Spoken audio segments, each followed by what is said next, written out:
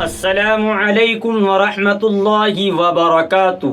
میں انشاءاللہ اس ویڈیو کے اندر تکبیر تحریمہ کے بارے میں بتانے آیا ہوں کہ تکبیر تحریمہ کا کیا مطلب ہے اور تکبیر تحریمہ کیا ہے، پڑھنا واجب ہے، فرض ہے، کیا ہے، اور بتاؤں گا کہ ہاتھ کیسے باندھے، مطلب ہاتھ کہاں تک اٹھانے چاہیے، کون کون سی حدیث آئی ہے۔ دعا کریں کہ اللہ تبارک و تعالی صحیح کہنے کی اور ہم سب کو ان تمام باتوں پر عمل کرنے کی توفیق عطا فرمائے۔ جو حضرات اس چینل پر سب سے پہلے آئے ہیں ان سے میری مؤدبانہ درخواست یہ ہے کہ وہ اس چینل کو ضرور سبسکرائب کریں تاکہ نئی آنے والی ویڈیو آپ کو سب سے پہلے ملتی رہے۔ دیکھیے، بڑے 4 امام گزرے ہیں اور ہم امام ابو حنیفہ کے مسلک پر ہم عمل کرتے ہیں۔ جس طریقے سے امام ابو حنیفہ نے صحابہ سے نماز سیکھی، پھر انہوں نے لکھ کر ہمیں آگے بتلا دی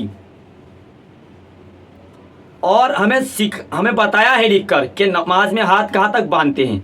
سب سے پہلی بات تو یہ ہے کہ تکبیر تحریمہ، تحریم کا مطلب ہوتا ہے حرام چیز، یعنی کہ جو چیز نماز سے پہلے جائز تھی، حلال تھی، اب تکبیر تحریمہ نے ان تمام باتوں کو، ان تمام اعمال کو حرام کر دیا۔ گویا کہ نیت باندھنے سے پہلے کھانا حلال تھا، بات چیت کرنا حلال تھا، سب کام حلال تھے، لیکن وہی تکبیر تحریمہ نے باتیں کرنا بھی حرام، کھانا کھانا بھی حرام، سلام کا جواب دینا بھی حرام، تمام تر باتیں انہوں نے حرام کر دی۔ لیکن تکبیر تحریمہ یاد رکھنا یہ فرض ہے، اس کے اندر بہت سارے حضرات کوتاہی کرتے ہیں۔ مثال کے طور پر کوتاہی کہا کرتے ہیں کہ امام صاحب رکوع میں ہیں اور حضرات بھاگتے ہوئے آتے ہیں اور جیسے انہوں نے اس طرح نیت باندھ لیتے اللہ اکبر، ان کا اسی میں اللہ اکبر میں ہاتھ بن جاتا ہے اور بر کا ورڈ کہاں ختم ہو رہا، حرف رکوع میں جا کے پورا ہو رہا۔ تو ایسی صورت میں یاد رکھنا آپ کی نماز ہوئی نہیں۔ کیوں؟ کیونکہ آپ کی نماز شروع ہی نہیں ہوئی۔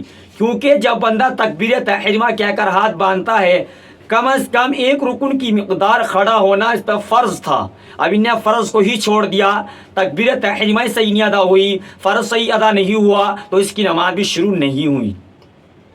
تو اس کا خاص طور سے دھیان رکھنا ہے کہ ہمیں امام صاحب پیچھے اگر شامل ہو رہے ہیں تو رکعت نکل جائے تو نکلنے دو، ہمیں اطمینان کے ساتھ تکبیر تحریمہ کہہ کر ہاتھ باندھیں گے اور ایک رکن کی مقدار کھڑے ہوں گے، یعنی کہ اتنی دیر جتنی مرتبہ میں آپ ایک مرتبہ سبحان اللہ کہہ سکے آرام سے، اس کے بعد آپ رکوع میں اگر امام کے ساتھ شامل ہو، امام اگر کھڑا نہیں ہوا ابھی تک تو پھر آپ امام کے ساتھ شریک ہو جائیں، پھر آپ کو انشاءاللہ رکعت مکمل آپ کو مل جائے گی۔ اچھا جی، اب نیت کہاں تک باندھنی ہے؟ اب ہم نے تو سنا ہے اور امام ابو حنیفہ نے بتایا بھی ہے، لکھ کے بتا دیا ہے کہ نیت یہاں تک باندھنی ہے۔ اچھا جی، اب آپ تم عمل کر رہے اس بات پر۔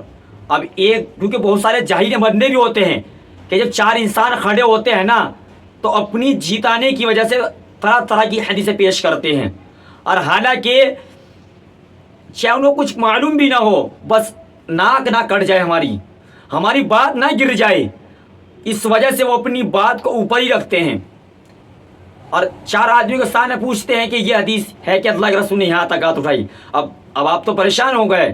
اب دوسرا بندہ آیا، اس نے کہا جی اللہ کے رسول نے یہاں تک ہاتھ اٹھایا، سینے تک ہاتھ اٹھائے۔ اب آپ پریشان ہو جائیں گے کہ وہ بندہ کہہ رہا ہے کہ اللہ کے رسول نے یہاں تک ہاتھ اٹھائے ہے، اور دوسرا بندہ کہہ رہا ہے کہ یہاں تک ہاتھ اٹھائے ہیں، تیسرا بندہ کہہ رہا ہے کہ یہاں تک ہاتھ اٹھائے، کون سا بات صحیح ہے؟ کیونکہ امام ابو حنیفہ کوئی سی حدیث کو چھوڑتے نہیں، وہ پوری کوشش کر دیتے ہیں کہ ہر ایک حدیث پر عمل ہو جائے۔ ایک حدیث کے اندر آتا ہے کہ اللہ کے رسول نے کاندھوں تک ہاتھ اٹھائے، ایک حدیث کے اندر آتا ہے کہ اللہ کے رسول صلی اللہ علیہ وسلم نے سینہ تک ہاتھ اٹھائے، ایک حدیث کے اندر آتا ہے کہ اللہ کے رسول صلی اللہ علیہ وسلم نے یہاں تک، یعنی کہ جو کان کی جو اوپر کی ہے نا یہاں تک کے ہاتھ اٹھائے۔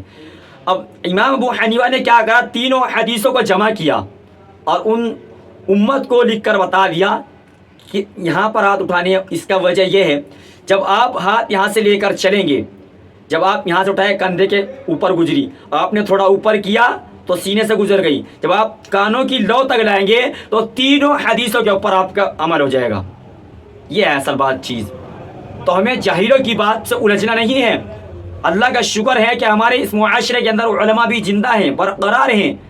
جاہلوں سے مسئلے معلوم نہ کیا کریں آپ لوگ علماء سے، اپنے ائمہ حضرات سے معلوم کیا کریں. لیکن ٹینشن لینے کی ضرورت نہیں ہے، ہر مسئلے کا حل ہے ضرور انشاءاللہ.